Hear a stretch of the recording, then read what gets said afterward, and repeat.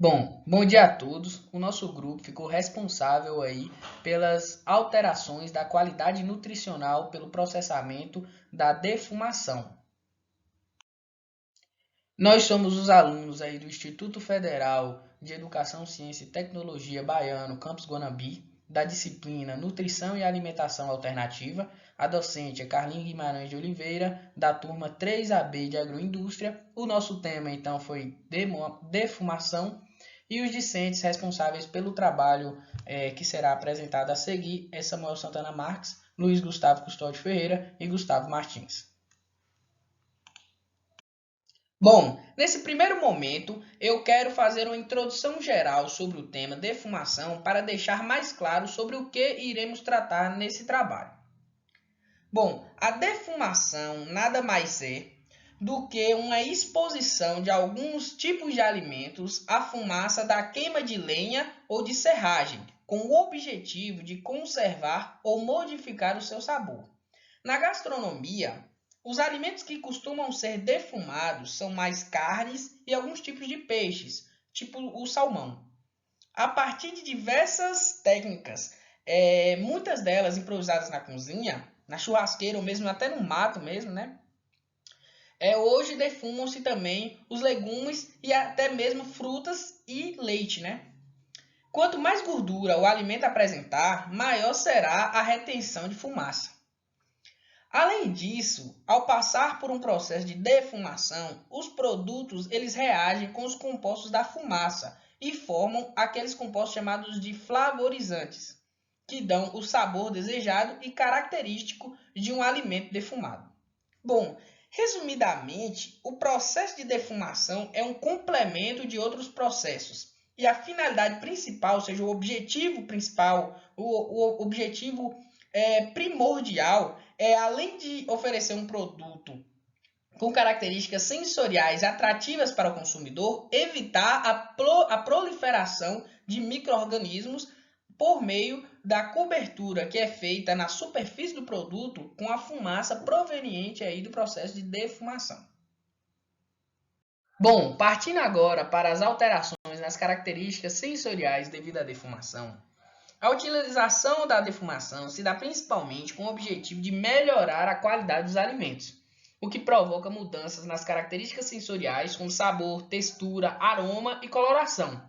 Além disso, quando é realizado de maneira convencional, ocorre a redução de AW, né, a atividade de água, e alteração do pH dos alimentos, o que faz, né, as enzimas se inativarem e os micro-organismos responsáveis por deteriorar os alimentos, o que aumenta assim sua vida de prateleira, sua vida útil.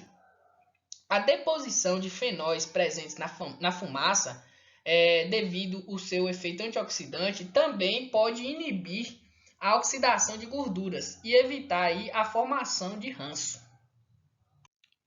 Perdas ou alteração dos diferentes nutrientes em função de cada processo.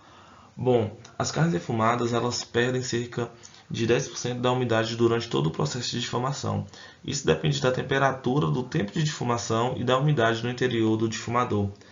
Algumas consequências desse processo são em contato com o calor e a fumaça, as carnes perdem água, ficam ressecadas em sua superfície, têm a coloração estabilizada e adquirem sabor e odor característicos aos produtos defumados. O objetivo de desenvolver sabor e aroma são específicos para melhorar o efeito do conservante.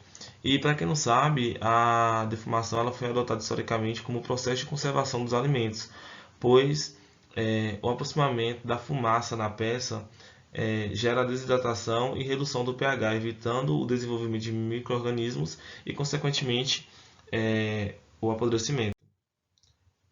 Tipos de defumação. Bom, a quente é um processo de exposição do alimento a fontes de calor e fumaça em câmara com temperatura controlada, fato que dispensa a cocção dos alimentos posterior ao processo.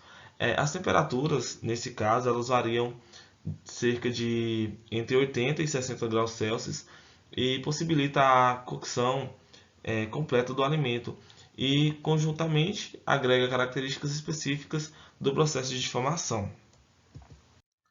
Já a defumação fria A fumaça é produzida por calor e acima da mesma é disposto uma grelha com gelo para o resfriamento. O processo possibilita a defumação, a adicção de sabor, de cor, sem cozinhar, no caso. Após a defumação do frio, a peça ela é exposta por 6 meses a 1 ano em uma câmara com temperatura controlada, que varia de 19 a 46 graus Celsius, né, para secar. O processo indica para os alimentos que sofrerão cocção posterior. Aqui eu vou falar sobre os vários tipos de alimentos que podem ser defumados, que o mais comum são as carnes, né, sendo principalmente a bovina e a suína, mas vale ressaltar que a carne de frango e as de peixes também pode ser defumadas, assim como alguns legumes. Bom, há algumas dúvidas, né, sobre a razão em que os produtos defumados eles podem fazer mal para a saúde. Bom, existem algumas variáveis que sim, que respondem que sim, que podem possuir alguns danos à saúde a partir do processo de defumação. Ali, dependendo do tempo, de temperatura utilizado no processo de defumação, pode ser sim produzido alguns compostos cancerígenos na fumaça, como o benzopireno e o fenatraceno. Sendo que esses produtos eles vão ser provenientes da combustão da lignina sobre a temperatura maior que 250 graus. Logo, para prevenir a formação dessas substâncias cancerígenas, né, é importante que o tempo de permanência no fumeiro e também a temperatura máxima que esse processo vai atingir sejam controlados, para que não haja aí a ocorrência desses possíveis compostos cancerígenos. Esses fatores também eles vão ali depender muito, variar muito conforme o produto. A linguiça, por exemplo, ela deve permanecer de 3 a 4 horas até atingir ali entre 65 e 70 graus internamente. Então, dessa forma, se o processo ele for controlado, não vai ocorrer ali o risco de ingerir, a partir desse alimento, de ingerir substâncias cancerígenas, oriundas da queima, né, da madeira na defumação.